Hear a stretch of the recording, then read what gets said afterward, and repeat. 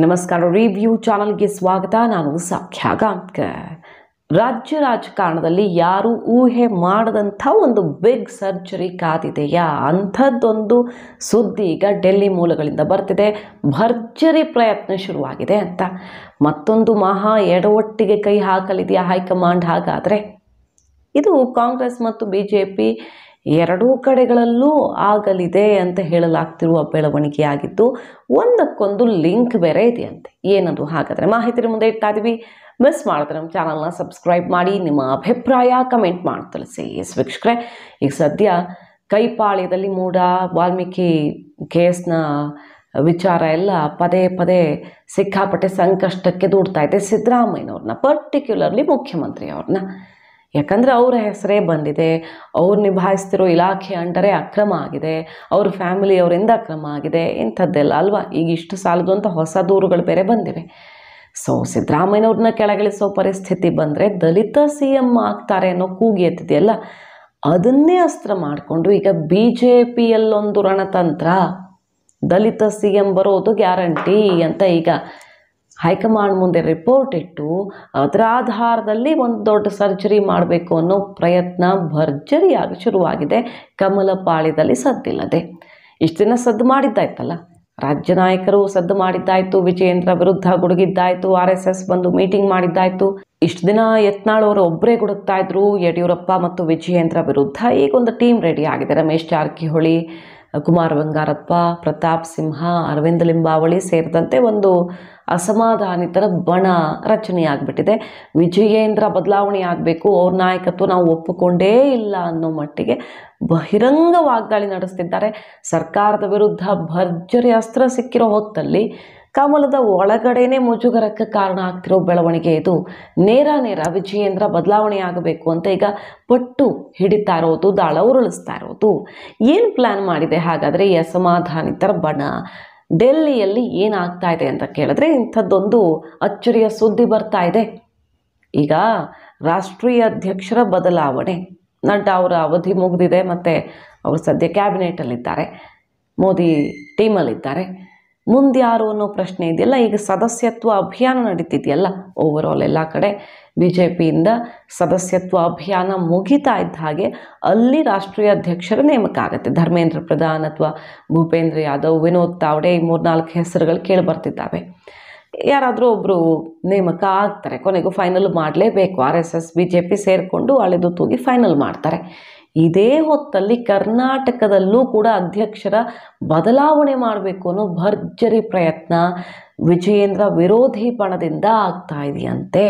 ಅದು ಕೂಡ ದಲಿತ ಅಧ್ಯಕ್ಷರನ್ನು ಮಾಡಿದ್ರೆ ಹೆಂಗೆ, ನಾವು ಅಲ್ಲಿ ದಲಿತ CM ಬರೋದು ಗ್ಯಾರಂಟಿ ಅನ್ನೋ ರೀತಿ ರಿಪೋರ್ಟನ್ನು ಇಟ್ಟು ಈ ರೀತಿ ಸಮೀಕರಣ ಆಗಬಹುದು. ಸೊ ನಾವು ಆದಷ್ಟು ಬೇಗ ಅದಕ್ಕೆ ಕೌಂಟರ್ ಕೊಡೋಕೆ ರೆಡಿ ಆಗಬೇಕು ಅಂತ ಹೈಕಮಾಂಡ್ ಮನವೊಲಿಸುವ ಪ್ರಯತ್ನ ಶುರುವಾಗಿದೆಯಂತೆ. ಆದರೆ ಅಂಥದ್ದೊಂದು ವಿಚಾರ ಹೈಕಮಾಂಡ್ ಕೂಡ ಮಾಡಿದ್ದೇ ಹೌದಾದರೆ ದೊಡ್ಡ ಎಡವಟ್ಟು ಕಾದಿದೆಯಾ? ಈಗ ಸಹಜವಾಗಿ ನಮಗೆ ಕಾಣೋದು ನೋಡಿ, ಯಾರಾದರೂ ಆನ್ಸರ್ ಮಾಡುವಂಥದ್ದು. ಈಗ ವಿಜಯೇಂದ್ರ ವಿರೋಧಿಸ್ತಿರುವಂಥ ಬಣದಲ್ಲಿ ಯಾರ್ಯಾರಿದ್ದಾರೆ? ನೇರ ಮುಗಿ ಬೀಳ್ತಿರುವ ಪಕ್ಷದವರ ಸೋಲಿಗೆ ಕಾರಣ ಆದರು ಅಂತ ಹೇಳ್ತಿರೋ ದಾವಣಗೆರೆ BP ಹರೀಶ್ ಅವರು, ಅವ್ರ ಬೆನ್ನಿಗೆ ಎಷ್ಟು ಜನ ಶಾಸಕರಿದ್ದಾರೆ, ಅಥವಾ ಅವರು ಎಷ್ಟು ಜನರನ್ನು ಗೆಲ್ಲಿಸಬಲ್ಲರು, ತನ್ನ ಕ್ಷೇತ್ರದಲ್ಲಿ ಎಷ್ಟು ಬಲವನ್ನು ಹೊಂದಿದ್ದಾರೆ ಅನ್ನೋ ಪ್ರಶ್ನೆ ಬರುತ್ತೆ. ಅರವಿಂದ ಲಿಂಬಾವಳಿ ಅವರು ಸೀನಿಯರ್ ಲೀಡರ್, ಸಂಘಟನೆ, ಪಕ್ಷ ಸಂಘಟನೆ ಅಂತ ಬಂದಾಗ ಅವ್ರದ್ದೊಂದು ಹಿಡಿತ ಇದೆ, ಇಲ್ಲ ಅಂತಲ್ಲ. ಆದರೆ ಈಗಿನ ಪರಿಸ್ಥಿತಿಗೆ ಅವರು ಪ್ರಸ್ತುತವ? ಅರವಿಂದ ಲಿಂಬಾವಳಿ ಅವರನ್ನು ಈಗ ನಾಯಕ ಅಂತ, ಅಧ್ಯಕ್ಷ ಅಂತ, ಸಾರಥಿ ಅಂತ ಒಪ್ಪಿಕೊಂಡು ಕಾರ್ಯಕರ್ತರು ಕೆಲಸ ಮಾಡುವಂಥ ಪರಿಸ್ಥಿತಿ ಇದೆಯಾ? ಹಣಬಲ, ಜನಬಲ, ವಿವಿಧ ಬಲಗಳನ್ನು ಒಗ್ಗೂಡಿಸ್ಬೇಕಾಗತ್ತೆ. ಅಧ್ಯಕ್ಷರಾಗಿ ಹೋಗಬೇಕು, ಒಂದು ಚುನಾವಣೆಯಲ್ಲಿ ನಾಯಕತ್ವ ವಹಿಸ್ಕೊಳ್ಬೇಕು, ಅಥವಾ ಇನ್ನೇನೇ ನಾಳೆ ಕಾಂಗ್ರೆಸ್ ಸಂಕಷ್ಟದಲ್ಲಿ ಸಿಕ್ಕಾಕೊಳ್ತು ಅಂದರೆ BJPಗೆ ಸಿಕ್ಕ ಅವಕಾಶವನ್ನು ಸದುಪಯೋಗ ಪಡಿಸ್ಕೊಳ್ಳೋದಕ್ಕೆ, ಮೈತ್ರಿಗೆ ಲಾಭ ಮಾಡಿಕೊಡೋದಕ್ಕೆ ಬೇರೆ ಬೇರೆ ಬಲಗಳನ್ನು ಒಗ್ಗೂಡಿಸ್ಬೇಕಾಗ ಬಂದರೆ ಆ ಬಲ ಅರವಿಂದ್ ಲಿಂಬಾವಳಿ ಅವ್ರಿಗಾಗಲಿ ಅಥವಾ ಯತ್ನಾಳ್ ಅವ್ರಿಗೆ ಅಂತ ತಗೊಂಡ್ರು ಮ್ಯಾಚ್ ಆಗುತ್ತಾ ಅನ್ನೋದೊಂದು ಪ್ರಶ್ನೆ ಬರುತ್ತೆ. ಖಂಡಿತ ಯಡಿಯೂರಪ್ಪನವ್ರಿಗೆ ವಿಜಯೇಂದ್ರ ಸರಿಸಮ ಆಗೋಕ್ಕೆ ಸಾಧ್ಯವೇ ಇಲ್ಲ. ಯಡಿಯೂರಪ್ಪನವ್ರು ನಡ್ಕೊಂಡು ಬಂದ ದಾರಿಯೇ ಬೇರೆ, ಯಡಿಯೂರಪ್ಪನವರ ಹೋರಾಟದ ಜೀವನ, ಅವರ ಸಂಘಟನೆ, ಅವರ ಸಾಧನೆ ಅದು ಬೇರೆ ಬೇರೆಯದ್ದೇ ತೂಕ. ಆದರೆ ಆ ಲೆವೆಲ್ಲಿಗೆ ಈಗ ಯಾರೂ ಇಲ್ಲದೆ ಇದ್ದರು ಮತ್ತು ಯಾರಿದ್ದಾರೆ ಅನ್ನೋ ಪ್ರಶ್ನೆ ಬರುತ್ತಲ್ಲ.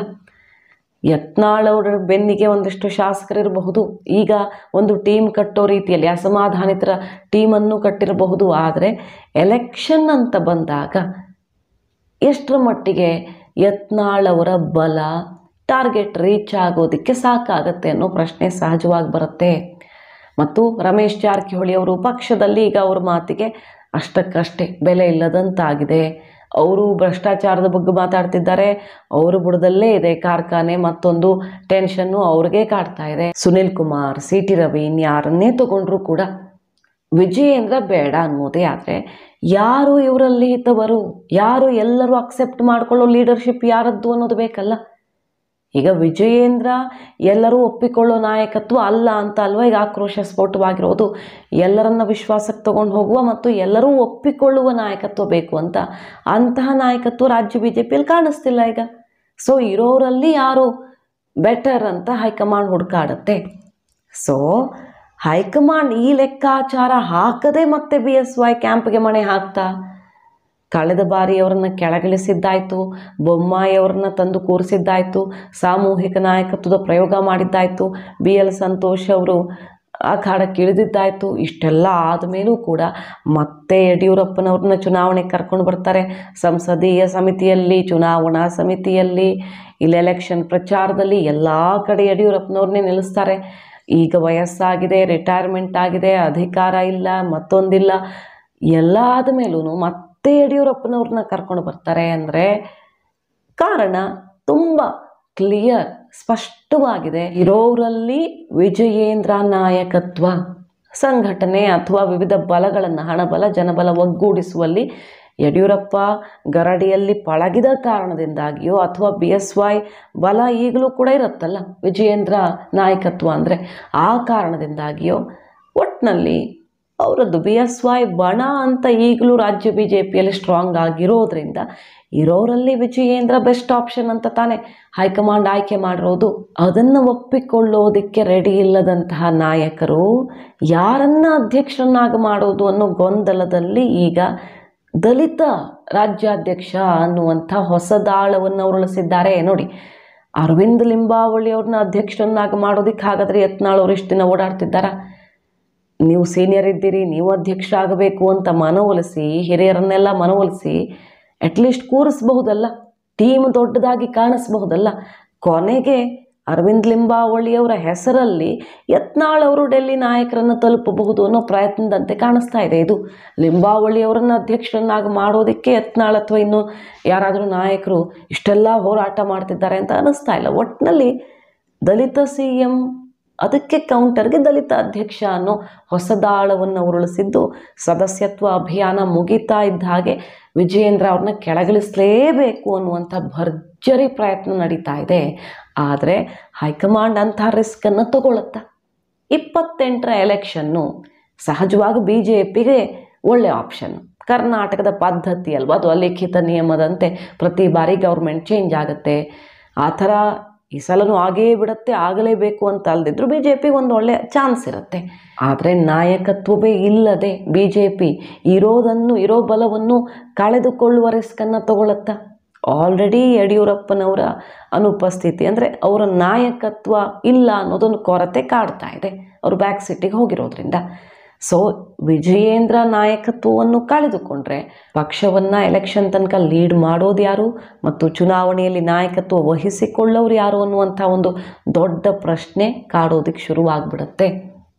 ಹಾಗೂ ಕಾಂಗ್ರೆಸ್ಗಿದು, BJPಗೆ ಚಾನ್ಸ್ ಇದ್ದರೂ ಕೂಡ ಕಾಂಗ್ರೆಸ್ಗಿದು ಬಹಳ ಒಳ್ಳೆಯ ಆಪ್ಷನ್ ಆಗುತ್ತೆ. ಆಯಿತು, ವಿಜಯೇಂದ್ರ ಕೆಳಗಿಳಿಸ್ಬಿಟ್ರೆ, ಬೇರೆ ಯಾರನ್ನಾದರೂ ಕೂರಿಸ್ಬಿಟ್ರೆ ಯಡಿಯೂರಪ್ಪನವ್ರು ಸುಮ್ಮನಿರ್ತಾರ? ಎಲೆಕ್ಷನ್ ಹೊತ್ತಿಗೆ ಇನ್ನೊಂದೇನಾದರೂ ಪರ್ಯಾಯ ಶಕ್ತಿ ಮತ್ತೊಂದು ಅಂತ ಪ್ರದರ್ಶನ ಮಾಡೋದಕ್ಕೆ ಹೋದರೆ BJPಗೆ ಅರಗಿಸಿಕೊಳ್ಳಲಾರ್ದ ಆಘಾತ ಬೀಳಬಹುದು. ಹಾಗಾಗಿ ಕಾಂಗ್ರೆಸ್ಗೆ ನೇರವಾಗಿ ಭರ್ಜರಿಯಾಗಿ ಲಾಭ ಮಾಡಿಕೊಟ್ಟಂಗಾಗತ್ತೆ, ಬೆಳ್ಳಿ ತಟ್ಟೆಯಲ್ಲಿಟ್ಟು ಕಾಂಗ್ರೆಸ್ಗೆ ಕೊಟ್ಟಂಗಾಗತ್ತೆ. BJPಗಿರೋ ಚಾನ್ಸನ್ನು ಕಾಂಗ್ರೆಸ್ಗೆ ವರ್ಗಾಯಿಸಿದಂತಾಗತ್ತೆ.